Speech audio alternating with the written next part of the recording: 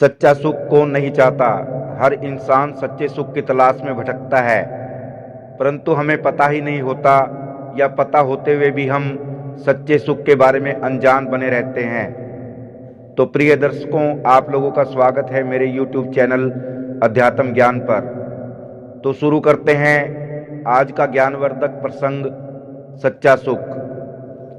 एक बार एक सेठ की राह चलते एक साधु से भेंट हो गई। चलते चलते सफर को आसान बनाने के लिए दोनों सुख और अध्यात्म की चर्चा करने लगे। सेठ ने कहा, मेरे पास जीवन में उपभोग के सभी साधन हैं, पर सुख नहीं है। तब साधु ने मुस्कुराकर पूछा, कैसा सुख चाहते हो? सेठ ने कहा, वास्तविक सुख। यदि कोई मुझे वह सुख प्रदान कर दे तो मैं इसकी मुंह मांगी कीमत भी दे सकता हूँ। साधु ने फिर पूछा, क्या कीमत दोगे? सेठ ने कहा, मेरे पास बहुत धन है, मैं उसका एक बड़ा हिस्सा इसके बदले में दे सकता हूँ, लेकिन मुझे वास्तविक सुख चाहिए। साधु ने देखा कि सेठ के हाथों में एक पोटली है, जिसे वह बार बार अपने ओर नजदीक समेटता जाता था। अचानक साधु ने पोटली पर झपट्टा मारा और उसे लेकर भाग खड़ा हुआ। सेठ के चेहरे पर हवाइयां उड़ने लगीं। पोटली में कीमती रत्न थे। सेठ चिल्लाता हुआ साधु के पीछे लपका, लेकिन हट्टे कट्टे साधु का मुकाबला वह थुलथुल सेठ कैसे करता। कुछ दूर पीछा करने के बाद वह थक कर बैठ गया। वह अपने बहुमूल्य रत्नों को यूं अचानक हाथ से निकल जाने से बेहद दुखी था। तभी अचानक उसके हाथों पर रत्नों की वही पोटली आ गिरी। सेठ ने तुरंत उसे खोलकर देखा तो सारे रत्न सुरक्षित थे। उसने पोटली को हृदय से लगा लिया। तभी उसे साधु की आवाज सुनाई दी, जो उसके पीछे खड़ा था। साधु ने कहा, सेठ, सुख मिला क्या?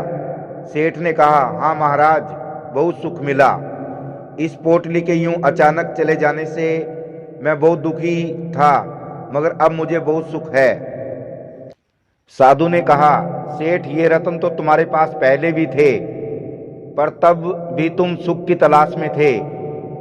बस इनके जरा दूर जाने से ही तुम दुखी हो गए, यानी तुम्हारा सुख इस धन से जुड़ा है, और जब ये धन फिर अलग होगा तो तुम फिर दुखी हो जाओगे। तो साधु ने कहा, यह सुख नकली है। अगर वास्तविक सुख की तलाश है तो तुम्हें उसकी वास्तविक कीमत भी देनी होगी। जो यह नकली धन नहीं है, बल्कि वह है परोपकार, सेवा और त्याग। तो प्रिय बंधुओं, सच्चा सुख दूसरों की सेवा करने या उनके काम आने में है। इससे मनुष्य को एक अलौकिक सुख प्राप्त होता है। परोपकारी मनुष्य मरकर भी अमर हो जाता है। हमारे देश के इतिहास में राजा शिवी, जिसने एक पक्षी के लिए अपने शरीर को काटकर दान कर दिया था, महर्षि दधीची, जिसने अपने हड्डियों का दान किया था, स्वामी विवेकानंद, मदर टेरेसा, परोपकारी लोगों का नाम आज अमर है। परोपकार केवल धन से ही नहीं होता, बल्कि अशिक्षितों को पढ़ाना, बीमारों की सेवा करना, समाज से भ्रष्टाचार और अंधविश्वास मिटाना, वृद्ध लोगों की सेवा करना भी परोपकार है।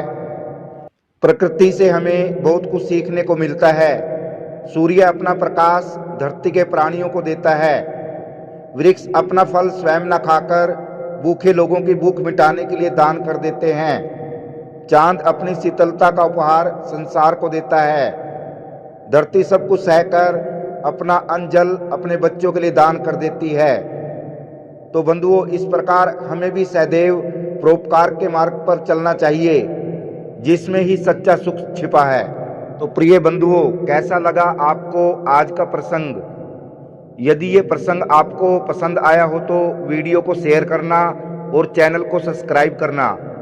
आप सभी दर्शकों का धन्यवाद। जय सिया राम, जय श्री कृष्णा।